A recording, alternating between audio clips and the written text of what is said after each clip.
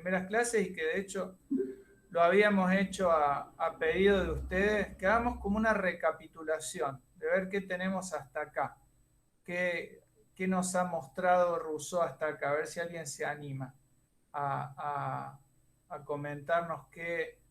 Básicamente podemos empezar por ver cuál es, de modo sencillo, la principal diferencia con Hobbes. Y después podemos ir haciendo que ese modo más sencillo se complejice con otros elementos. Pero, en primer lugar, ¿cuál sería la principal diferencia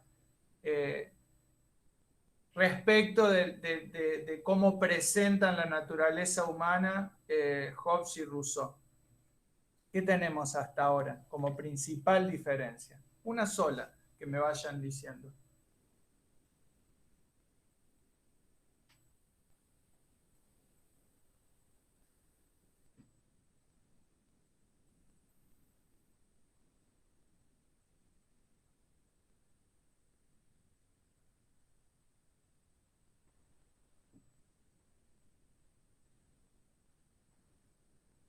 Me estoy acordando de una canción de Alessia Cara que decía The clock is ticking. ¿Se acuerdan de esa?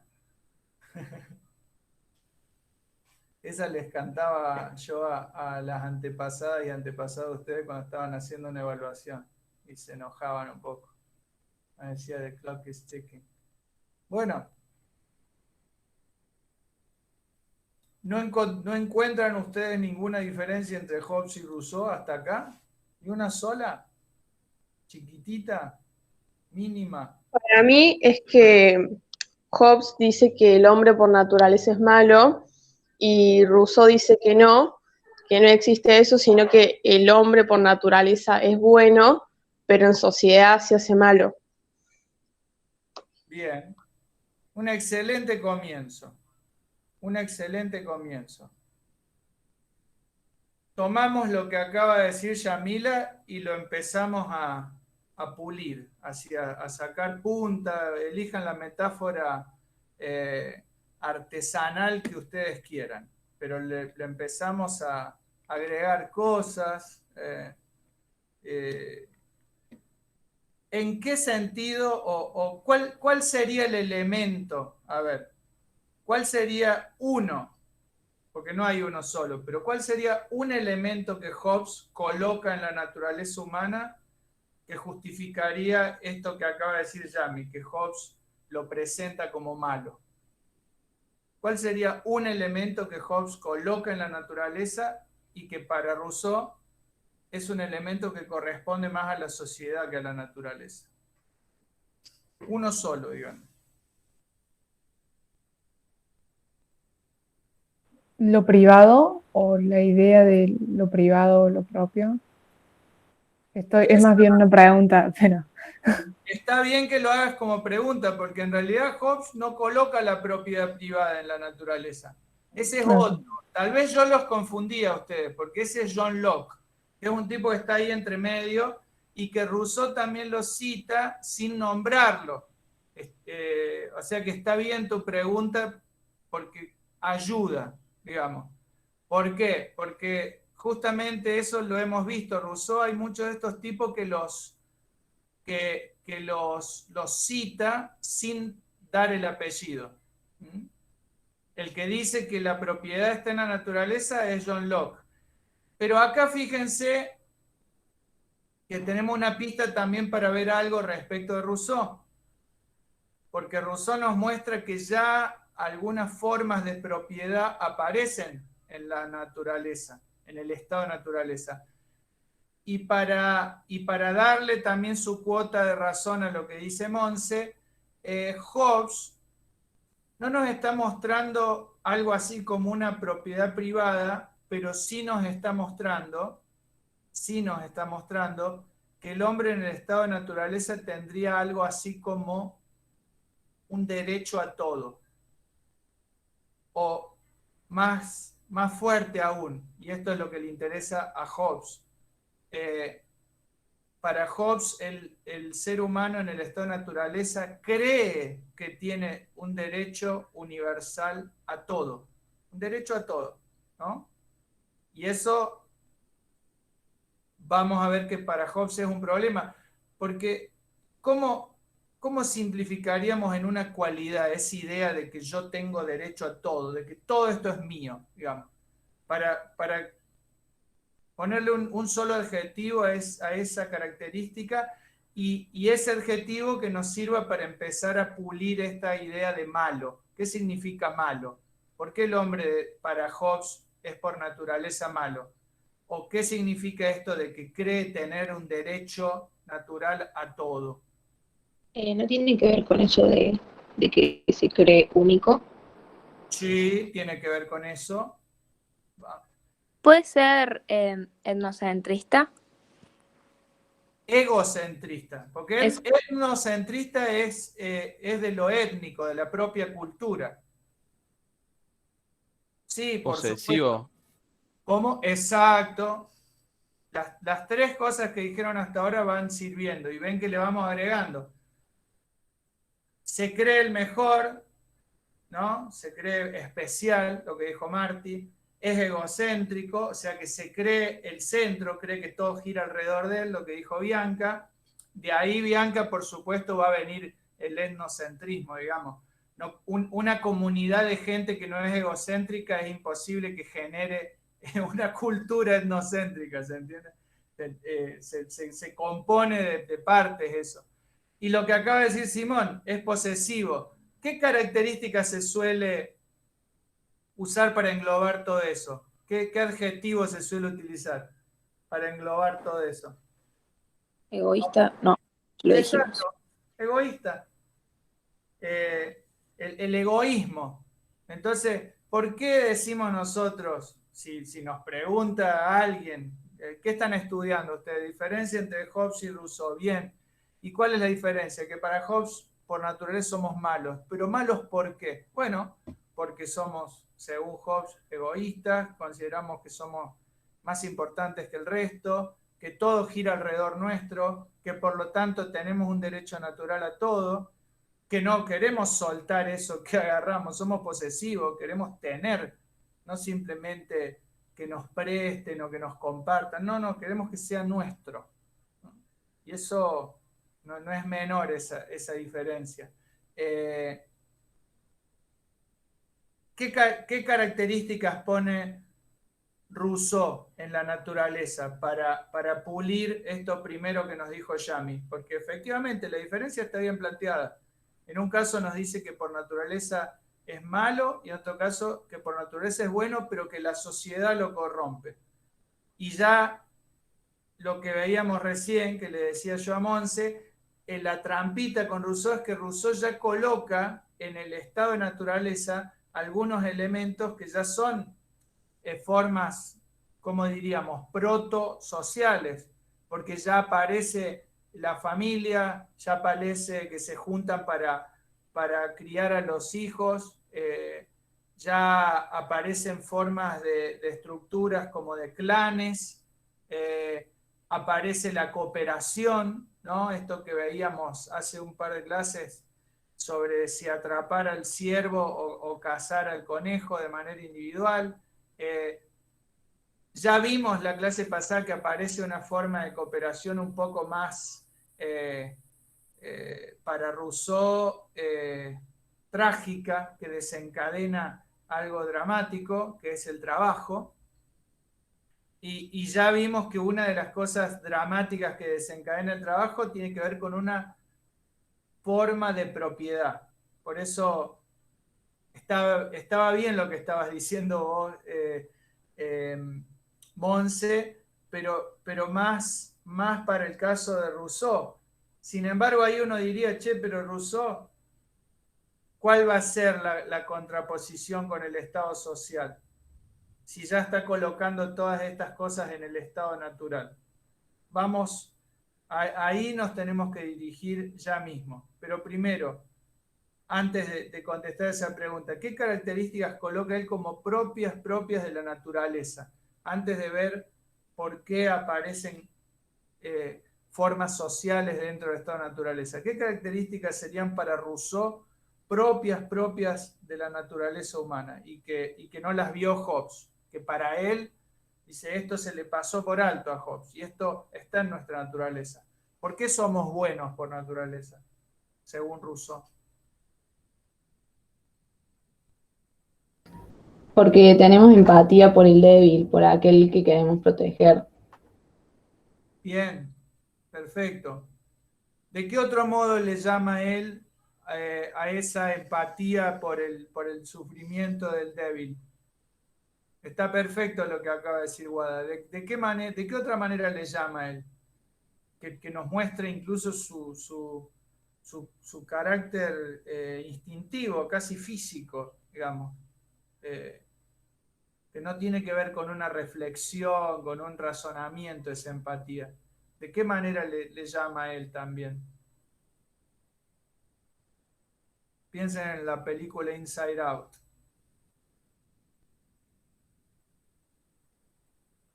Si la vieron, no sé si la vieron la película, que yo asumo que toda la humanidad la vio esa película, pero no sé si la vieron. ¿Qué característica? Creo que los confundí con la referencia de la película, olvídense de eso. ¿Qué es esto que dice Guada? ¿De qué otro modo lo llama Rousseau a esta empatía? Emocionales. Mira cómo te achino los ojos. ¿Cuál? Perdón, pues yo estoy haciendo mal las preguntas. La pregunta que quiero Fraternidad. hacer, Fraternidad. No, ahí ya lo complejizamos mucho. Justamente yo estoy queriendo ir más acá, más cerquita, más a la piel del animal, más a lo animal, justamente. Por eso le decía, ¿de qué otro modo le llama Rousseau que nos muestra que esta empatía tiene un carácter puramente instintivo, casi físico, que no es una cosa filosófica, ni de la razón, ni de reflexiones largas, no, es una cosa física, inmediata, digamos. Ser Puede familia. ser como el amor. No sé, digo porque justo estoy leyendo una parte donde habla como que Hobbes no ha observado todo y habla como de la ternura de las madres y qué sé yo. Digo, podría Algo ser de eso. eso hay, pero hay otro término también que es más fuerte todavía, más instintivo, que tiene que ver con esto, con que no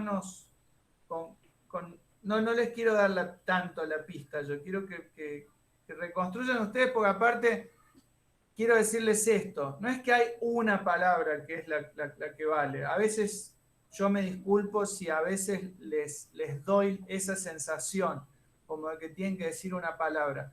Acá el ejercicio que yo quiero hacer con ustedes es al revés, es que digamos muchas palabras, justamente para que ustedes no sean prisioneras ni prisioneros de esas palabras. Si podemos usar muchas distintas para decir lo mismo, somos libres, digamos. Nos liberamos de lo literal, del significante. Yo quiero que ustedes atrapen los significados. Por eso, lo que dijo Guada recién está perfecto. Yo no le corregiría nada. Lo que estoy pidiéndoles ahora es que tiremos más palabras para poder decir esto que dijo Guada de otro modo. ¿Se entiende? Para que no tengamos una sola fórmula, sino que tengamos 20.000. Esa es la idea. Pero también en cada una de esas fórmulas le buscamos un aspecto nuevo a la cuestión. ¿Se entiende? En este caso yo estoy apuntándoles para que me digan de qué otra manera se puede nombrar esa empatía, pero que nos muestre su carácter instintivo. Piensen esto. Instintivo, inmediato, físico, animal, digamos. Que lo quiere proteger, por ahí puede ser eso.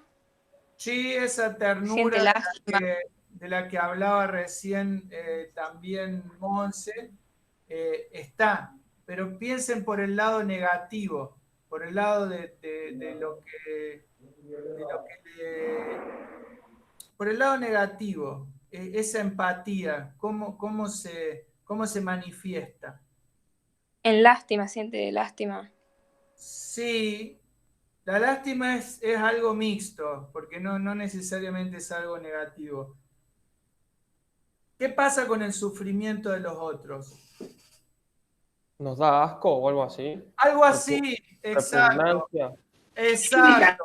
Asco, repugnancia, desagrado. Por eso les decía la película Inside Out. Desagrado, es algo, es como... Y ahí fíjense que ahí estamos hablando de una reacción física. No estamos hablando de alguien que estudió en la universidad para sentir ese desagrado. ¿Se entiende? Rousseau nos está diciendo eso está en la naturaleza. Eso está en nuestro cuerpo, digamos. ¿No? Está diciendo, Pero el desagrado en general o el desagrado por algo en particular. El desagrado por el sufrimiento de los débiles. Por eso decía, es esto mismo que dijo Wada, pero buscarle el costado más físico. Es el desagrado por el sufrimiento de los débiles. Rousseau nos está diciendo, nosotros somos un animal que siente una repugnancia inmediata ante el sufrimiento de nuestros semejantes, ¿no?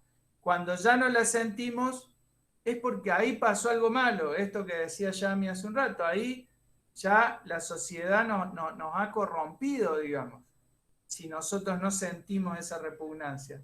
Lo que decía recién Bianca, lo que esta lástima, o lo que decía, él le llama piedad también, que es un término que lo está usando a propósito también porque es un término muy importante para la religión cristiana, ¿no? Piensen, una de las obras de arte más importantes de todos los tiempos, que ya mismo se las voy a compartir, se llama La Piedad, de Miguel Ángel. Michelangelo Buonarroti. Miren, ya mismo se las muestro. A ver, si consigo una buena imagen, ya mismo se las muestro. Ténganme paciencia. A ver. Ahí está, esta es una buena imagen. Sí, sí señor. A ver, espérenme. Les voy a mostrar La Piedad. A ver, ¿se ve? Sí. Esa es La Piedad de Michelangelo. Este es Cristo y esta es la Virgen María. Miren lo que es esa escultura. Es una de las obras de arte más famosas de todos los tiempos. Es la piedad ante el hijo muerto, digamos, ¿no? Es Jesús que lo han descolgado de la cruz y la piba lo tiene ahí en su regazo, digamos. Es su hijo muerto, digamos. Entonces, Rousseau no casualmente nos habla de la piedad. Pero ¿cuál es el detalle interesantísimo de Rousseau? Que él nos está hablando de una piedad que no nos ha enseñado nadie. Entonces él, a propósito, en el original en francés, habla de una piedad natural. Piedad natural. Allí donde Hobbes colocaba un egoísmo natural, ¿no? O como decía Bianca, un egocentrismo natural, o como decía Simón, un espíritu posesivo, allí en ese mismo sitio, Rousseau dice, no, eso no está en la naturaleza, eso es social. Lo que está en la naturaleza es la piedad natural. Y eso es fuertísimo, digamos. Entonces, ahí estamos en los contenidos. Ahora, lo que nosotros tenemos que resolver hoy en esta clase es qué significa o qué es lo que nos tiene que llevar a entender, qué nos obliga a pensar esto de que Rousseau coloque algunos elementos que aparentemente primero nos había dicho que eran más propios de la sociedad y ahora parece que los colocó dentro del estado de naturaleza. Nosotros con Hobbes vimos que, si tenemos que resumirlo, ¿qué es el estado de naturaleza para Hobbes? Si tenemos que identificarlo con una actividad humana, una terrible actividad humana, ¿qué es el estado de naturaleza para Hobbes? La guerra. La guerra, exacto. Bellium omnium contra omnes, la guerra de todos contra todos. La guerra de todos contra todos. Ustedes le preguntan a Hobbes qué es el estado de naturaleza o en qué consiste el estado de naturaleza. La guerra de todos contra todos. Ni siquiera hay ejércitos, ni siquiera hay un orden, ni siquiera hay reglas en las que yo puedo luego ir a buscar los cadáveres de mis amigos y llevármelos para enterrarlos dignamente. No, no, no, es la guerra de todos contra todos. Es algo que no tiene ningún tipo de estructura. Ahora bien, según Rousseau, lo que hemos leído hasta ahora, aparece también esa guerra. ¿Se acuerdan de la clase pasada? ¿A dónde habíamos llegado la clase pasada? Pregunto, y díganme con la mano en el corazón de su corazón. Si se acuerdan, me dicen que sí, pero me tienen que dar alguna prueba de que se acuerdan. Si no se acuerdan, me piden que leamos esa página de vuelta y yo les sigo amando de la misma manera. No hay ningún problema. ¿Está? ¿Quieren que leamos de vuelta esa página? Para ver hasta dónde han llegado las cosas en el estado de naturaleza según Rousseau. Olvídense de Hobbes ahora. Vamos a Rousseau. ¿Quieren que leamos de vuelta eso? Bueno, Necesito por lo menos 7 personas que me digan que sí así con la cara. Por lo menos 7. Veo 2 nomás acá. Acá veo 2 personas. Por lo menos yo tengo la pantallita ahora. 1, 2, 3, 4, 5, 6, 9. Tengo 9 cuadraditos y veo 2 nomás. 3. A ver si 5 personitas. Ahí está. Muy bien. Uy. Arrugó. Ah, no. Ahí volvió. Hola, Mica. Hola, Yami. Hola, Marti. Hola, Guada. A ver. Hola, Monse. Ya está en comienzo. Monse. Bianca. ¿Cómo le va? ¿Quién más? A ver quién más me dice que sí, porque si no, no leo nada. Si no, no. Ahí me dicen que sí. Pero aparecen solamente estas amazonas acá y no aparece más nadie. Está bien, digamos. Vos, profe, dale. Es un buen ejército el que apareció, pero bueno. El resto me parece que... Así les digo, al resto. Bueno, les comparto.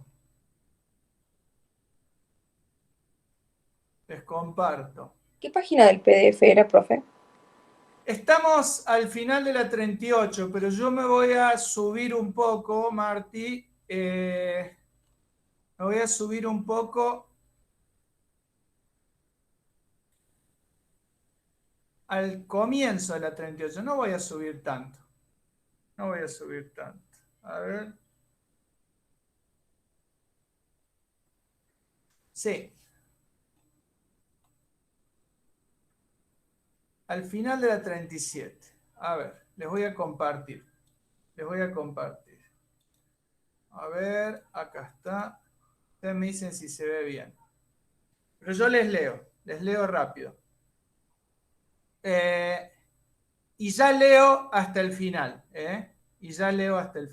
Vamos a tratar, escuchen esto, porque siempre es importante cuando uno lee, saber para qué lee, ¿no? ¿Qué es lo que está buscando? ¿Qué es lo que vamos a buscar nosotros en esta lectura?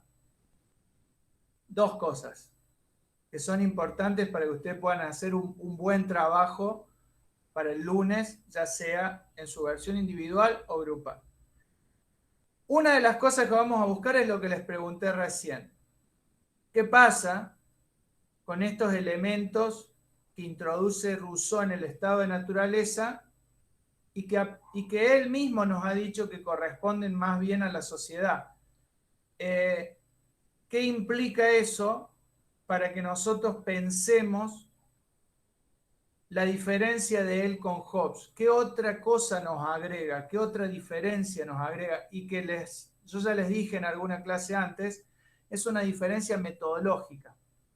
Recién, con todo lo que dijeron recién ustedes, lo que hemos visto es las diferencias en los contenidos, en las cualidades que cada uno de estos pensadores coloca en nuestra naturaleza humana.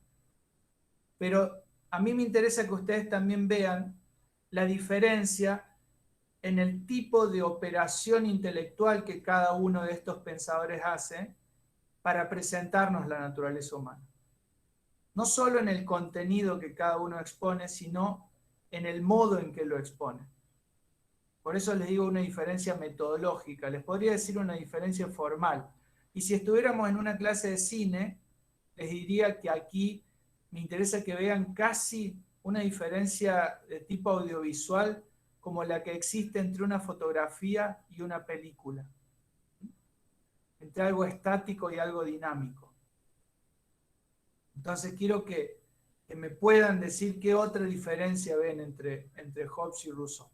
Pero vamos a leer para eso en primer lugar, y en segundo lugar vamos a leer para ver de qué modo Rousseau nos muestra la relación, presten atención, la relación entre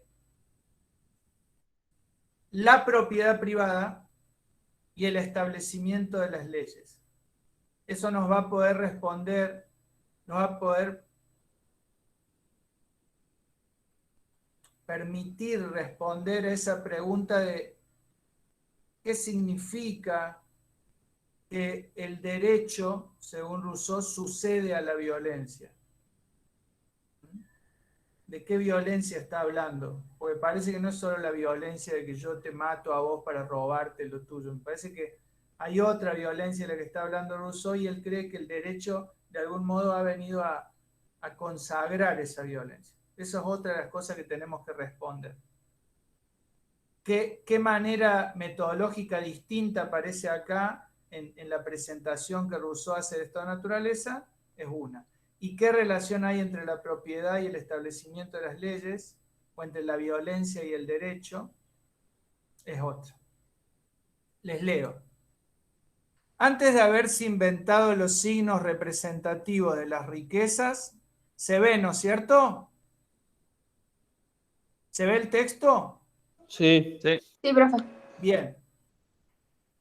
Antes de haberse inventado los signos representativos de las riquezas, estas no podían consistir sino en tierras y en ganados, únicos bienes efectivos que los hombres podían poseer. Ahora bien, cuando las herencias crecieron en número y en extensión hasta el punto de cubrir el suelo entero y de tocarse unas con otras, ya no pudieron extenderse más sitio a expensas de las otras. Y los que no poseían ninguna, porque la debilidad o la indolencia los habían impedido adquirirlas a tiempo, se vieron obligados a recibir o arrebatar de manos de los ricos su subsistencia. De aquí empezaron a nacer, según el carácter de cada uno, la dominación y la servidumbre, o la violencia y las rapiñas. Los ricos, por su parte, apenas conocieron el placer de dominar, rápidamente desdeñaron los demás placeres, y sirviéndose de sus antiguos esclavos para someter a otros hombres a la servidumbre, no pensaron más que en subyugar y esclavizar a sus vecinos, semejantes a esos lobos hambrientos que, habiendo gustado una vez la carne humana, rechazan todo otro alimento y solo quieren devorar hombres. De este modo, haciendo los más poderosos de sus fuerzas o los más miserables de sus necesidades una especie de derecho al bien ajeno, acuérdense de Hobbes, equivalente según ellos al de propiedad, la igualdad deshecha, miren esto, la igualdad deshecha fue seguida por el más espantoso desorden. De este modo, las usurpaciones de los ricos, tengan en cuenta todo el tiempo que Rousseau le llama usurpación a la propiedad. ¿Por qué? Porque todavía no hay derecho acá, no hay leyes. Entonces, tomar algo y decir esto es mío, lo que nos mostró al comienzo de esta segunda parte, para él es una usurpación. Las usurpaciones de los ricos, las depredaciones de los pobres, o sea, los robos que hacen los pobres, las pasiones desenfrenadas de todos, ahogando la piedad natural y la voz todavía débil de la justicia, hicieron a los hombres avaros, ambiciosos y malvados. Entre el derecho del más fuerte y el del primer ocupante alzábase un perpetuo conflicto, que no se terminaba sino por combates y crímenes.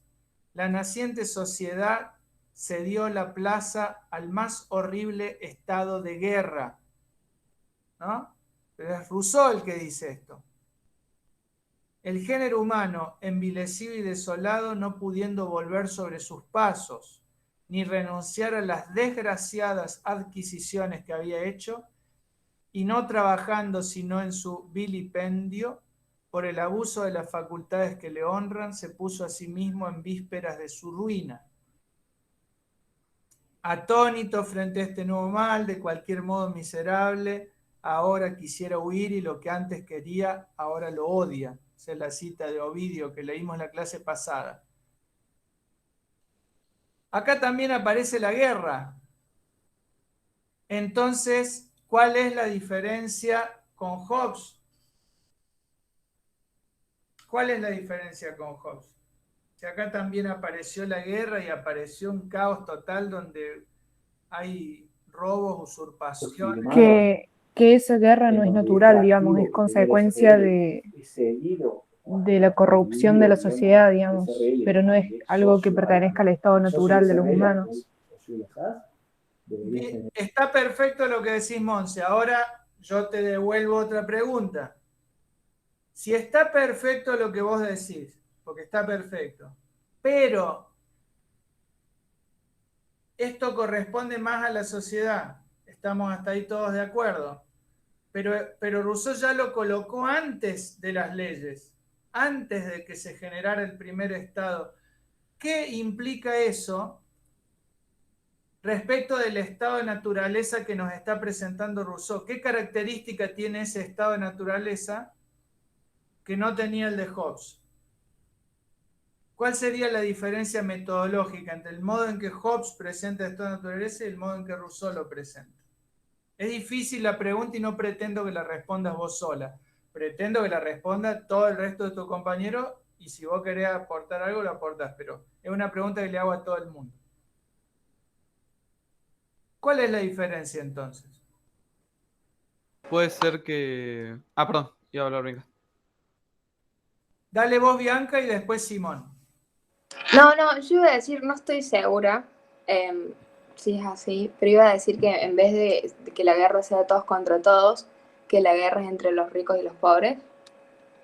Ahí hay una diferencia que está muy bien advertida. Es una diferencia que está efectivamente. ¿Y qué más?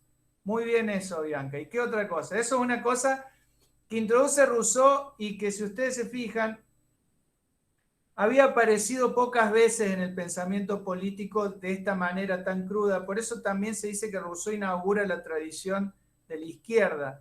¿Por qué? Porque en la izquierda la política aparece siempre como un asunto de ricos y pobres, ¿no? Lo que el marxismo llama la contradicción principal, por ejemplo, ¿no? Que también eso ha traído sus dolores de cabeza a los movimientos sociales, porque si la contradicción principal, por ejemplo, para el marxismo es entre el proletariado y la burguesía, o entre los trabajadores y el capital, hay otras contradicciones que muchas veces se colocan muy debajo en la agenda, como si fueran secundarias o no tan importantes, y eso es un problema. Por ejemplo, las contradicciones que tienen que ver con el género, con la diversidad sexual, o con la raza, o con las cuestiones nacionales. Todas esas cuestiones han sido un problema para la tradición de izquierda, porque muchas veces esas cosas se dejaron a un costado o se colocaron muy detrás en la fila. Entonces, Acá efectivamente está bien la observación que hace Bianca. ¿Y qué ibas a decir vos, Simón? ¿Qué otra diferencia aparece entre el estado en que cómo lo presenta Rousseau y cómo lo presenta Hobbes?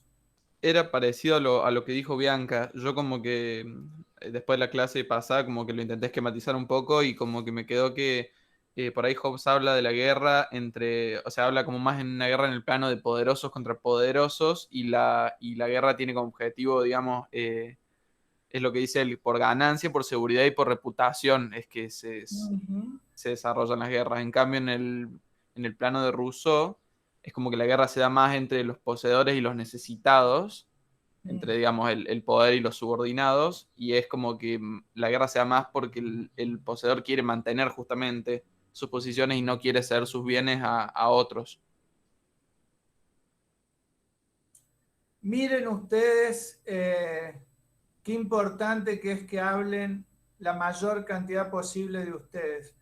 Porque incluso ahora Simón decía, es muy parecido a lo de Bianca. Sin embargo, aparte de que fue muy sutil, muy bien hecha la observación de Bianca, lo que trae Simón es otra cosa.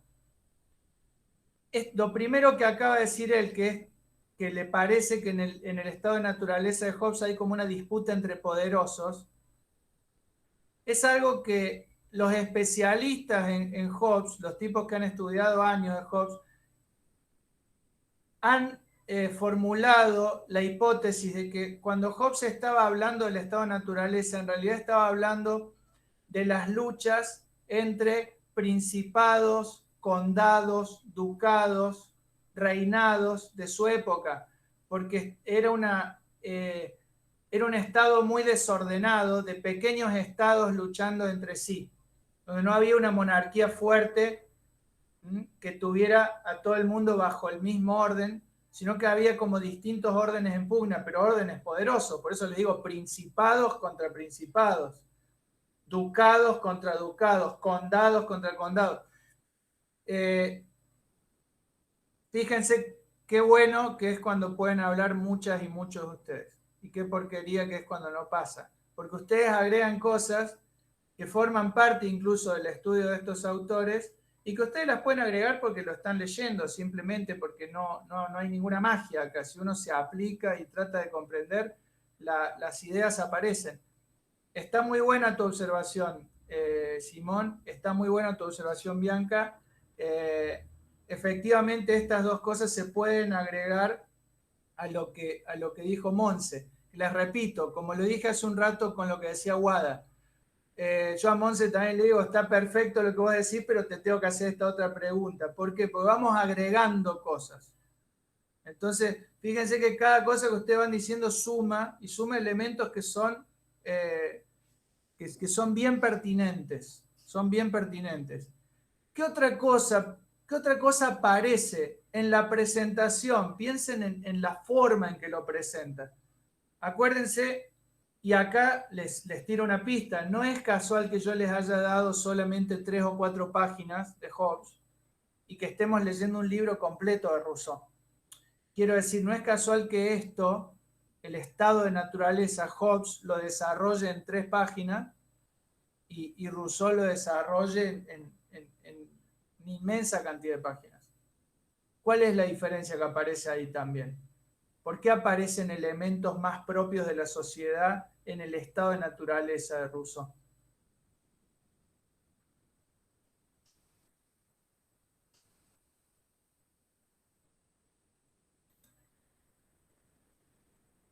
O la formulo mejor a la pregunta, ¿qué tiene el estado de naturaleza en su presentación que no tiene el de Hobbes? Otro contexto. Sí. ¿Cómo nos presenta ese contexto Rousseau que Hobbes no lo presentó de ese modo?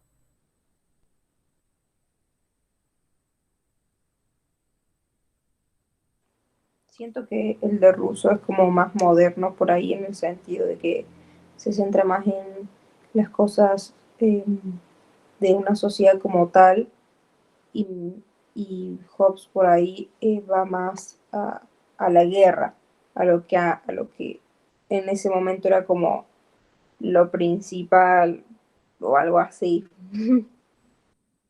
Está bien eso, pero además de eso, y tenemos que, esa palabra que vos dijiste, la palabra moderno, le tenemos que dar un sentido. Una pista que les doy para pensar esa palabrita es que los modernos fueron los primeros en la historia en autodenominarse de la manera en que denominaban su época. ¿Qué es lo que quiero decirles? Tenemos un poeta como Rimbaud, por ejemplo, que dice il faut être nécessairement moderne. Es preciso ser necesariamente moderno. Y a cada rato los modernos están diciendo somos modernos, vivimos en la modernidad. Ustedes no van a encontrar ningún pensador de la antigüedad que diga vivo en la antigüedad, ¿no? Ni van a encontrar ningún pensador de la Edad Media que diga, bueno, acá estamos en la Edad Media, ¿no? ¿Por qué? Porque la antigüedad y la Edad Media se definen en la modernidad, justamente. ¿Quién le da nombre a la antigüedad como tal? Los modernos. ¿Quién le da nombre a la Edad Media como tal? Los modernos. Y le dan nombre a su propia época, dicen, somos modernos, ¿no? Eso ya les tiene que dar una pista. El tema de que es alguien que define las etapas les tiene que dar una pista también para ver por qué es más moderno el estado de naturaleza que presenta Hobbes que Rousseau, perdón, que el que presenta Hobbes. El de Hobbes es más barroco, efectivamente, como decía Martina, lo central es la guerra, y como decía Simón, lo central es la guerra entre poderosos. Es un escritor, piensa en esto, el Leviatán es de 1650, es contemporáneo de todas las obras de Shakespeare. ¿Qué hay en las obras de Shakespeare? Príncipes y reyes y duques y condes matándose entre ellos. No aparece el pueblo en las tragedias de Shakespeare, así como tampoco aparece en las tragedias griegas. No aparece la gente pobre peleándose entre ellos, ni peleando contra los ricos. Las tragedias, el género de tragedias, ya sea las antiguas o las del siglo XVII, las barrocas, siempre transcurren en palacios, digamos, o en campos de batalla, o piensen, Hamlet, Macbeth, King Lear, Ricardo, todos los Ricardos, digamos, Ricardo II, Ricardo III, Ricardo IV, son todos reyes, ¿no? Son todos reyes o príncipes, digamos. Entonces está bien, el tipo que describió el estado de naturaleza mientras Shakespeare estaba escribiendo sus tragedias, lo describió así, como una guerra entre reyes, digamos. Una guerra entre tipos que dicen yo soy el centro del universo, ¿no?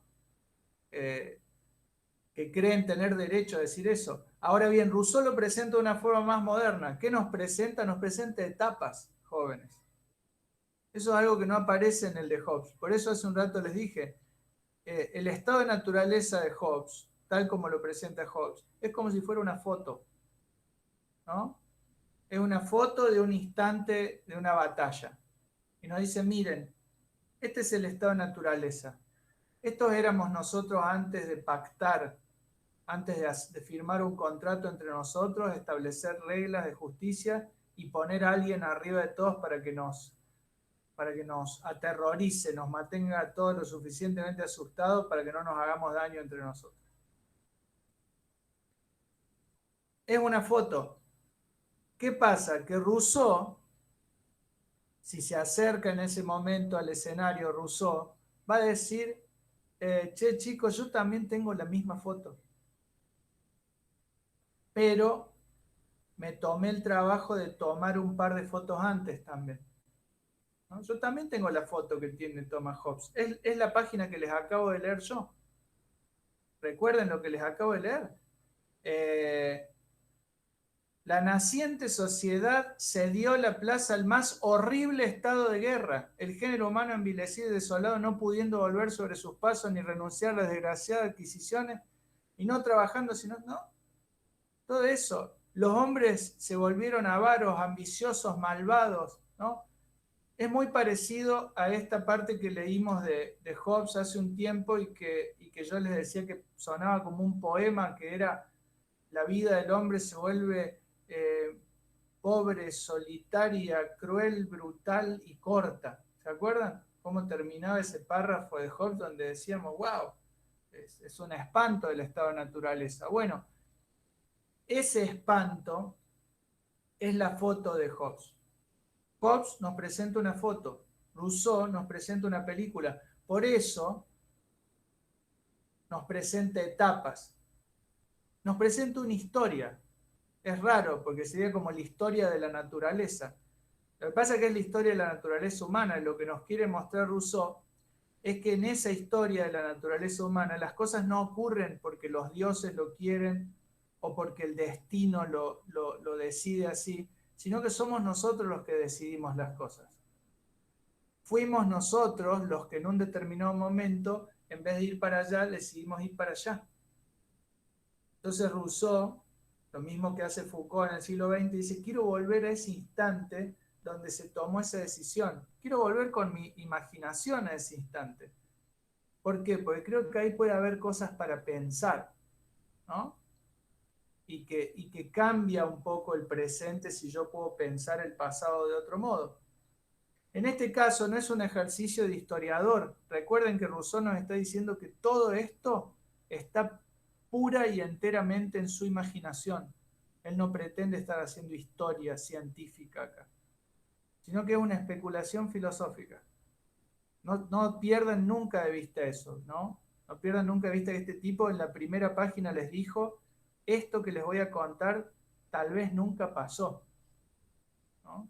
Tal vez esto no existió nunca así como yo se los cuente. Estoy especulando, ¿no? Como dice el tipo del traje blanco en la película 12 hombres en pugna, varias veces: I'm just guessing, dice el tipo, ¿no? Just guessing. Es una corazonada, estoy adivinando, estoy especulando. Pero creo que se juega mucho en mi especulación.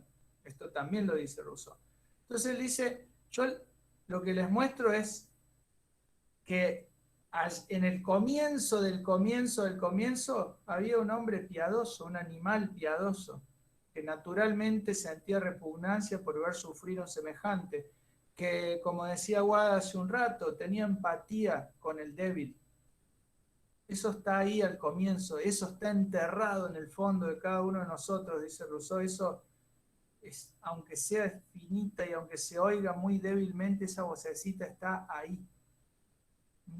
Eso, Rousseau cree que está bueno que creamos eso, ¿no?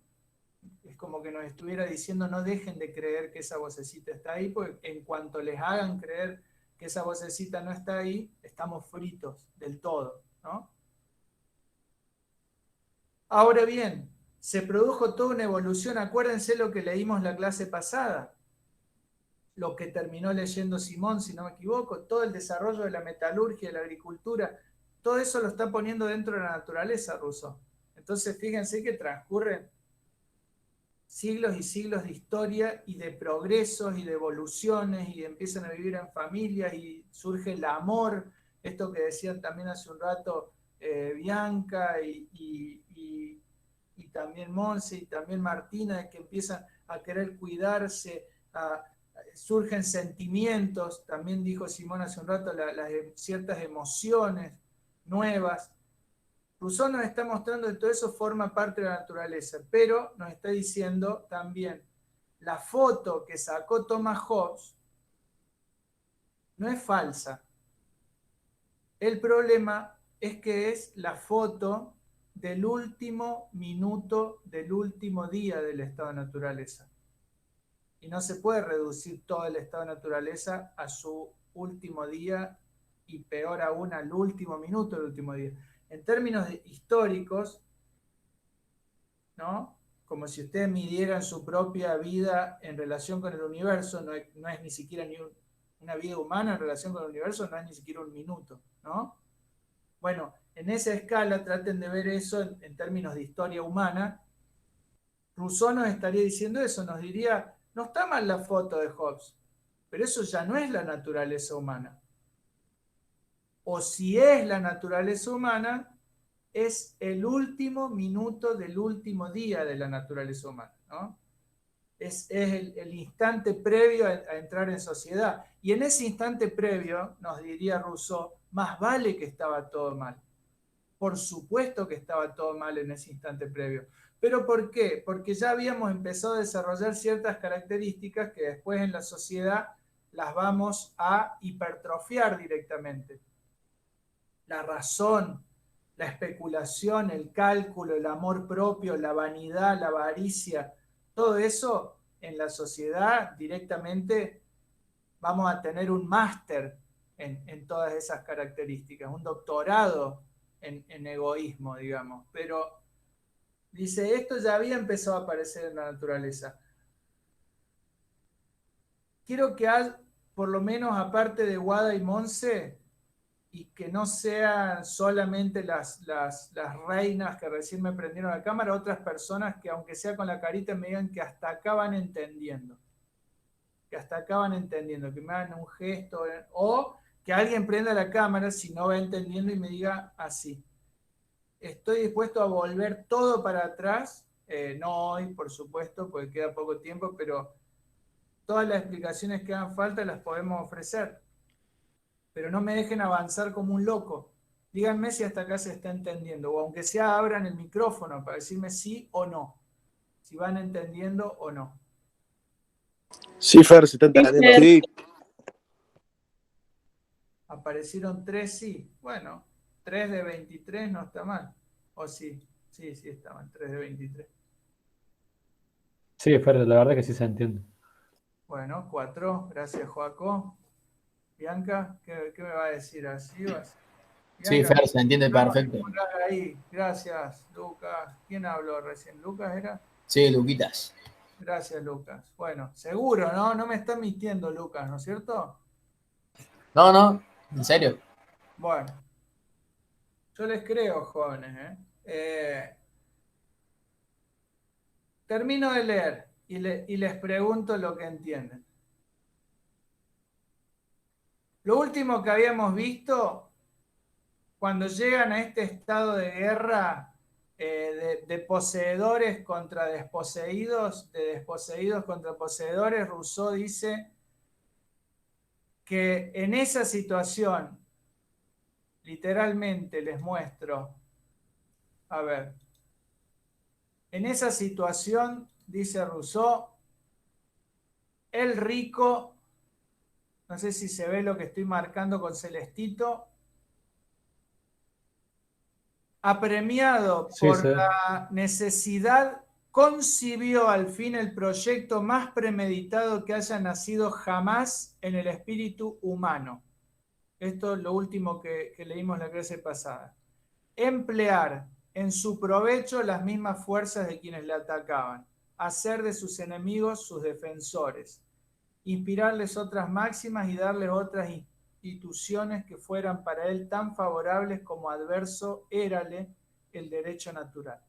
Ahora quiero que presten mucha atención, pues lo que viene a continuación es un ejercicio imaginativo, me parece soberbio, que es soberbio en el buen sentido de la palabra, que es cómo Rousseau se imagina que los ricos pudieron convencer a los pobres de, en vez de atacarlos, convertirse en policías que defendieran sus palacios, digamos.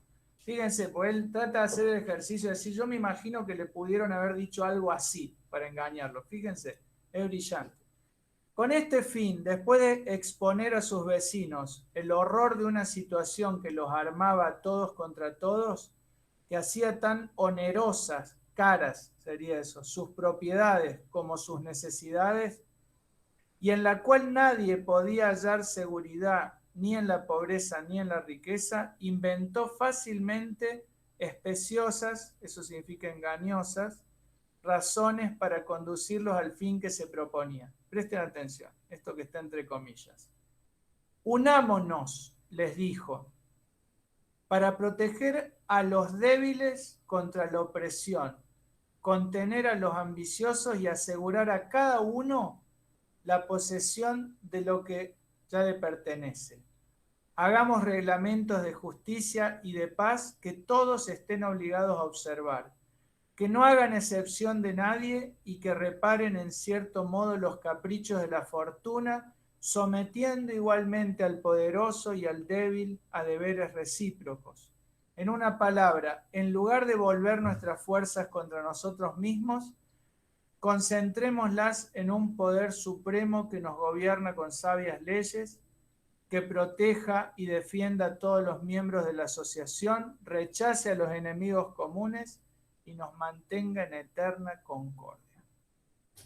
Mucho menos que la equivalencia de este discurso fue preciso para decidir a hombres toscos, fáciles de seducir, que por otra parte tenían demasiadas cuestiones entre ellos para poder prescindir de árbitros y demasiada avaricia y ambición para poderse pasar sin amos. Esta es una de las frases más famosas de este texto. Todos corrieron al encuentro de sus cadenas creyendo asegurar su libertad. Todos corrieron al encuentro de sus cadenas creyendo asegurar su libertad. Pues con bastante inteligencia para comprender las ventajas de una institución política, carecían de la experiencia necesaria para prevenir sus peligros. Los más capaces de prever los abusos eran precisamente los que esperaban aprovecharse de ellos. Y los mismos sabios vieron que era preciso resolverse a sacrificar una parte de su libertad para conservar la otra, del mismo modo que un herido se deja cortar un brazo para salvar el resto del cuerpo.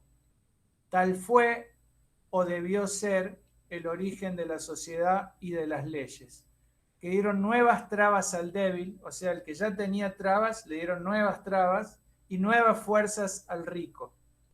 Aniquilaron para siempre la libertad natural, fijaron para todo tiempo la ley de la propiedad y de la desigualdad, hicieron de una astuta usurpación un derecho irrevocable, y para provecho de unos cuantos ambiciosos sujetaron a todo el género humano al trabajo, a la servidumbre y a la miseria.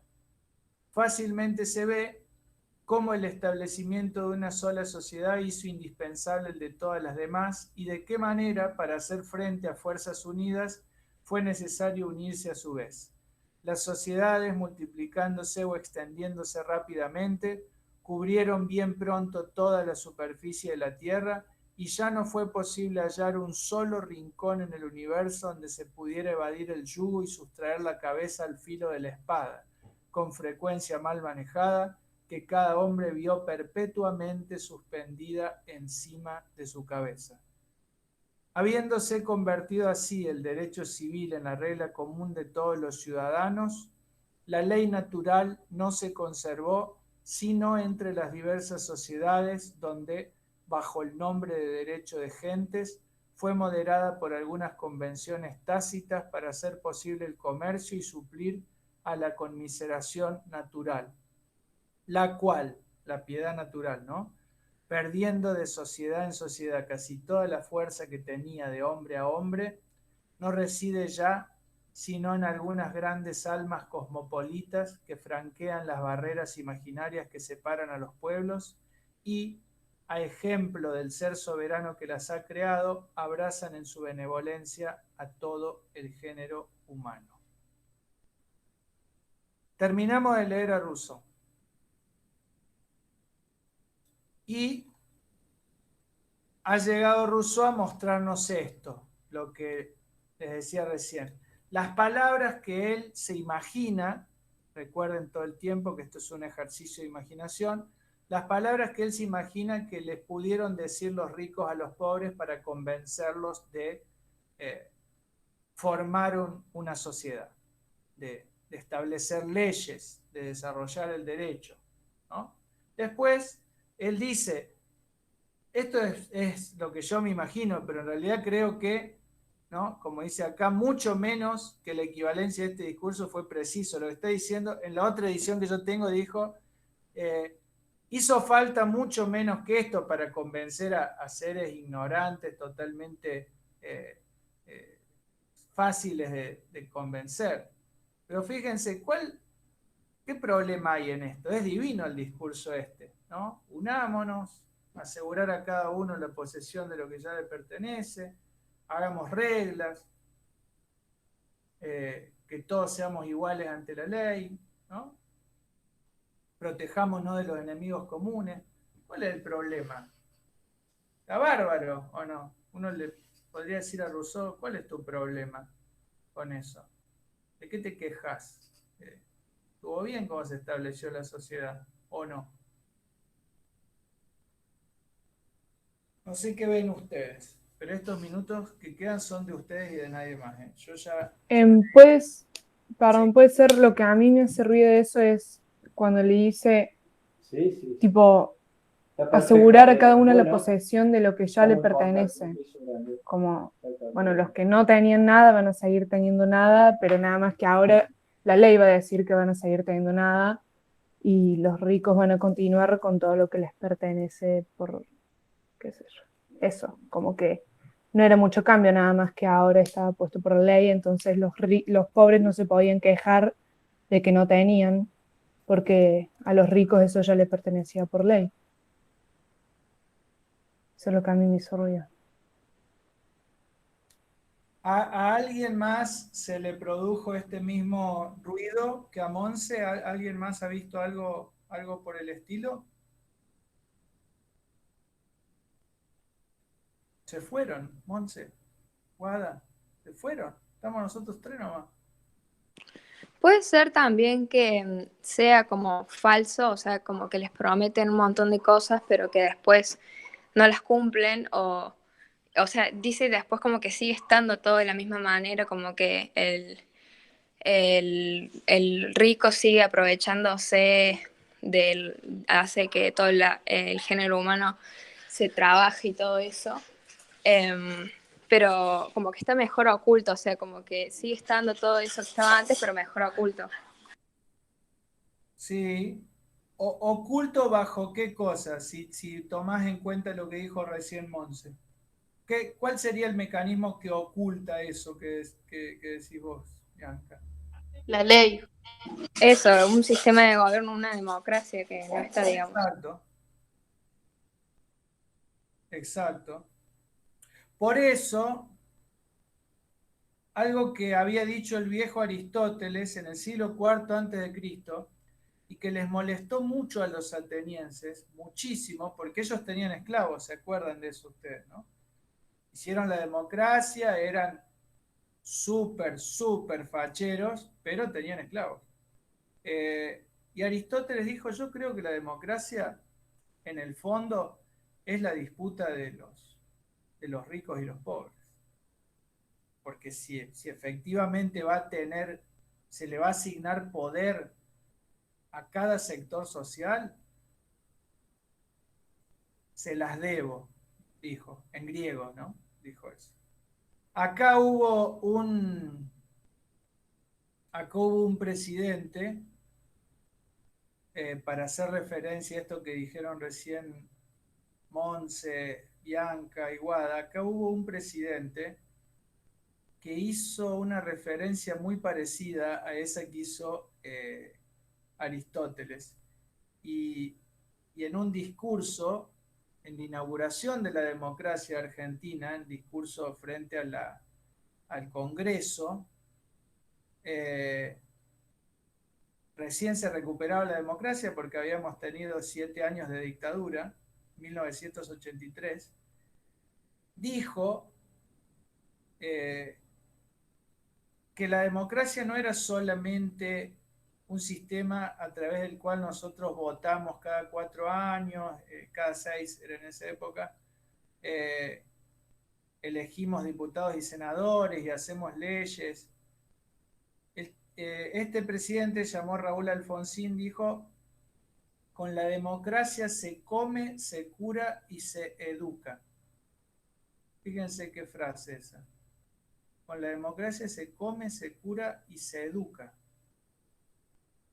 Estaba hablando por supuesto, del elemento social de la política, digamos, del elemento de justicia, podríamos decir. Justicia social es una palabra que probablemente a él no le hubiera gustado pronunciar porque una fórmula del peronismo y él era radical. Sin embargo, a algunos radicales como Raúl Alfonsín o como Hipólito Yrigoyen, se les llama, para deshacer por ahí esa distinción entre radicales y peronistas, se les llama populistas. Hipólito Yrigoyen se dice que era un caudillo populista, uno de los principales líderes de la Unión Cívica Radical, y Raúl Alfonsín, yo no sé si fue un líder populista, pero esta expresión sin duda lo era. ¿Por qué? Pues está pensando en cómo hacer que ese pueblo coma, se cure, se eduque, porque no entendía que no era lo mismo el derecho de votar para alguien que tiene todas esas necesidades garantizadas que el derecho de votar para alguien que no las tiene. Es lo mismo que vieron en su momento también los que consideraron que la Revolución Francesa había sido solamente una revolución política.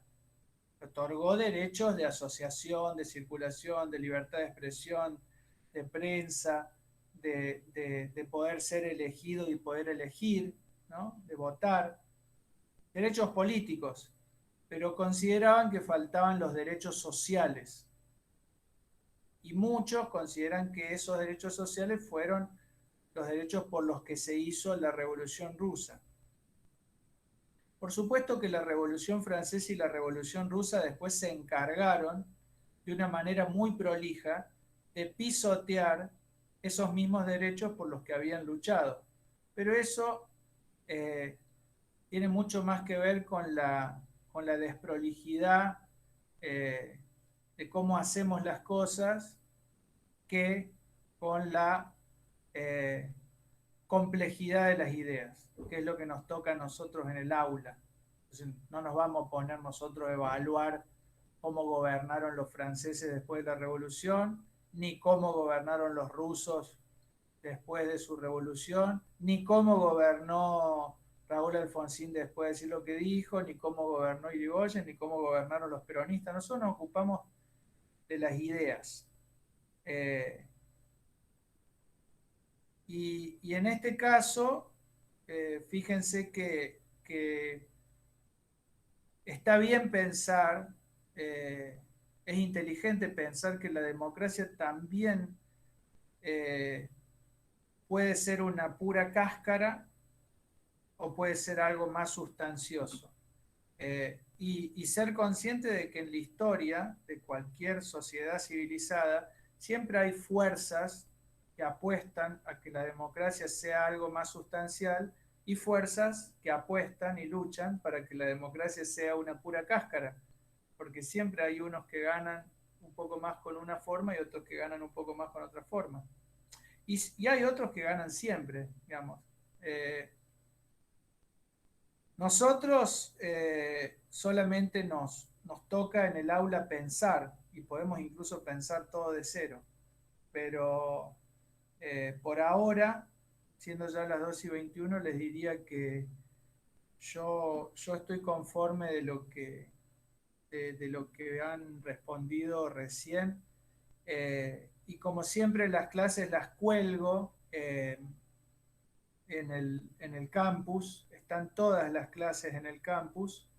Les aviso que el resumen que hizo recién Monse es una muy interesante explicación de las últimas páginas que leímos, y pueden estar ustedes agradecidos a que haya gente que con menos palabras puede explicar algo que a mí me hubiera llevado 1 hora y media, ¿no? Porque ya no tenemos 1 hora y media más. Así que yo siempre tengo envidia de la gente que puede explicar las cosas con pocas palabras, porque a mí no me sale. Pero bueno, está perfecto, Monse, lo que dijiste, está perfecto, Bianca, lo que dijiste, y está perfecto, Guada, lo que dijiste. O sea, está... No es que yo les dé la razón de los locos, es lo que les dije hace un rato. No estamos buscando una palabrita, sino que estamos tratando de armar los asuntos. Y me parece que cuanto más personas del curso intervienen, se van armando. Les convido a eso, les convido a revisar después las clases y van a ver que se ha armado algo interesante. Fer, Sí. antes de que cerremos la clase, te queríamos preguntar si no podemos pasar un poco la entrega, porque ese lunes nos sumaron 2 entregas más también de lengua y problemáticas éticas. ¿Para cuándo la pasamos? No sé. Unos días más yo creo que está bien. Sí. Capaz que lo Por ahí podemos para el hacer tipo viernes. jueves o miércoles, así es el viernes. No sé si lo podés ir leyendo y más o menos nos puede dar una devolución oral, digamos.